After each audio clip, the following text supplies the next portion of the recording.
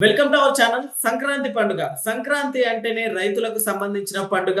అయితే గతంలో చాలా ఇబ్బందులు ఎదుర్కొన్నారనే చెప్పాలి. సో తర్వాత కూటమి ప్రభుత్వం వచ్చిన తర్వాత 2 పండుగలైతే రావటం జరిగింది. సో 2 ఇయర్స్ కూడా కంప్లీట్ చేసుకుంది. సో ప్రస్తుతం ఎలా ఉంది? గతంలో ఎలాంటి సమస్యలు ఎదుర్కొన్నారు? ఒకసారి డిస్కస్ చేసే ప్రయత్నం చేద్దాం.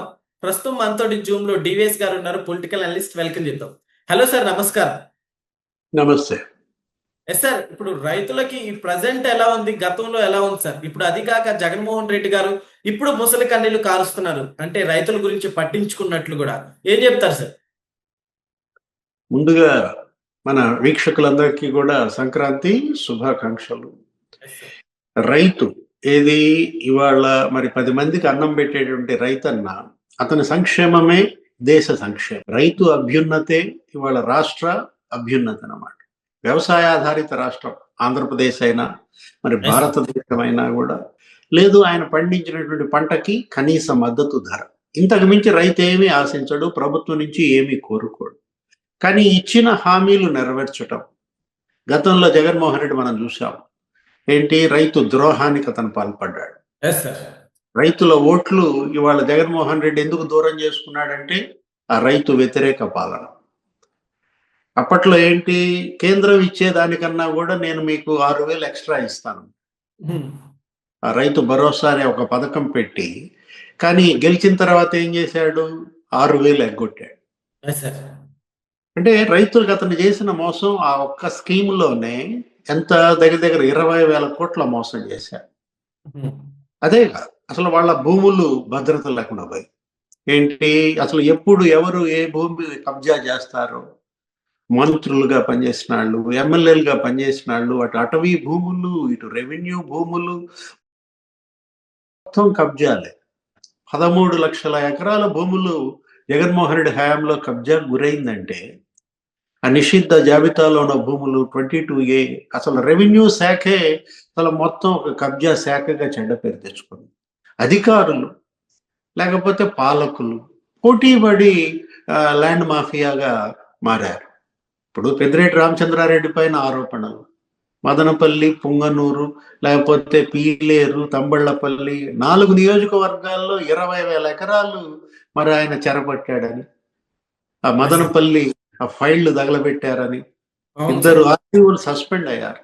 ఆ రాగాలపల్లి అనే ఒక గ్రామం గ్రామం గ్రామం కబ్జా, దగ్గర దగ్గర 1000 ఎకరాలు కబ్జా చేశారన్నారు ఆ ఒక్క ఊళ్ళోనే. అంటే యెస్ సార్.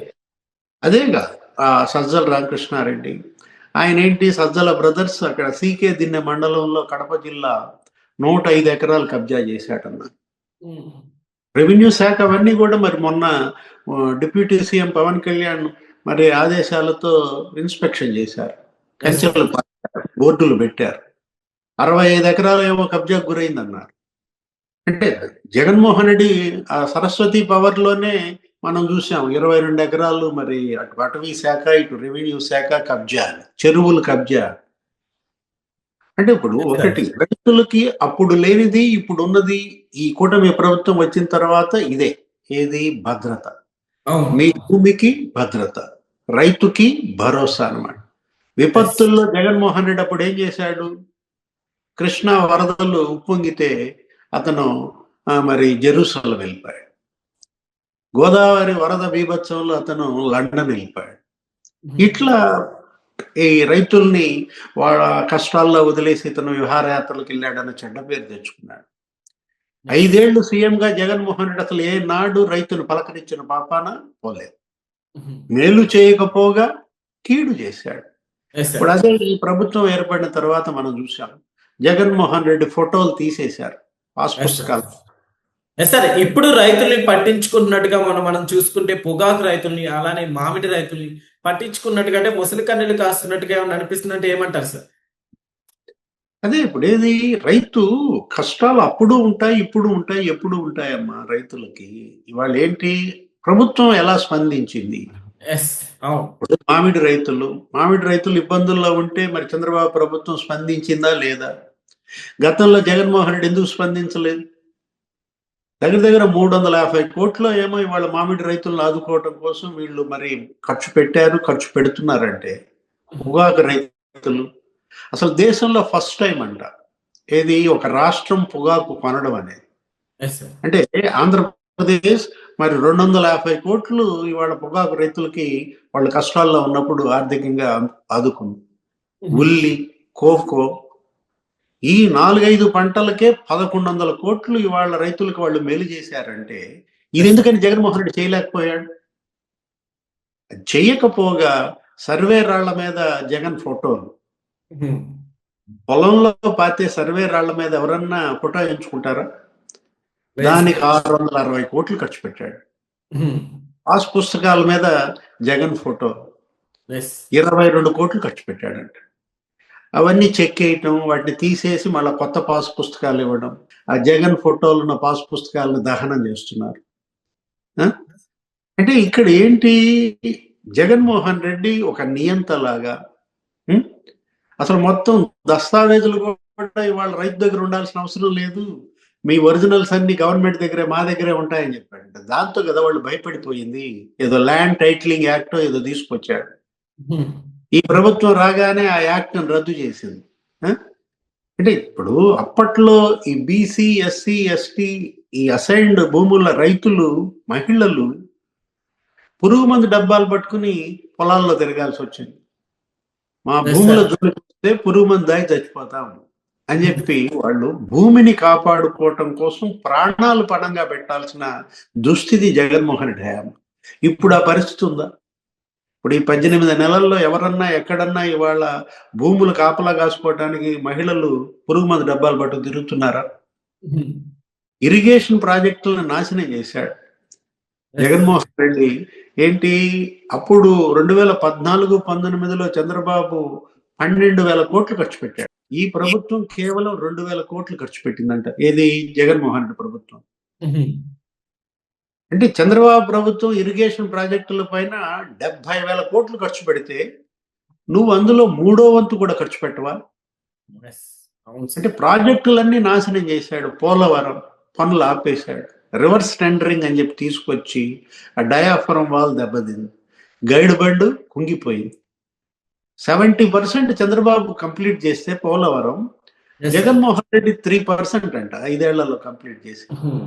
గాలేరు నగరి, అంద్రి నీవా, మొత్తం ఉత్తరాంధ్ర సుజల స్రవంతి ఇరిగేషన్ ప్రాజెక్టులన్నీ కూడా పండబెట్టాడు.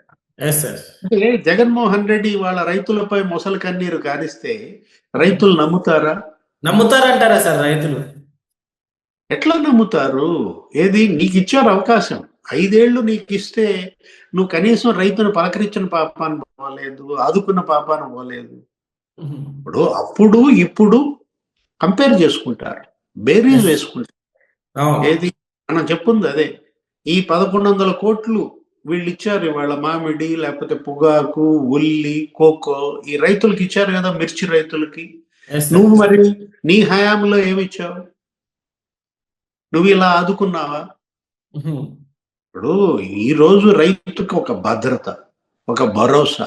ఇప్పుడు అన్నదాత సుఖీభవ అనే ఒక స్కీమ్ తీసుకొచ్చారు. మరి జగన్మోహన్ రెడ్డి మోసం చేశాడు. 6,000 ఎగ్గొట్టాడు ఒక్కొక్క రైతుకి. వీళ్ళు ఏం చేశారు, దగ్గర మరి 7,000 ఎక్స్ట్రా ఇస్తున్నారు. అంటే ఒక్కో రైతుకి 20,000 అనమాట. అంటే ఏంటి, 10,000 కోట్లు ఇవాళ దాని మీదే ఆ ఒక్క స్కీమ్ మీద ఖర్చు పెట్టారు. జగన్మోహన్ రెడ్డి డ్రిప్ ఇరిగేషన్ రద్దు చేశాడు. పండ్ల తోటలకి drip irrigation 90% subsidy SC ST.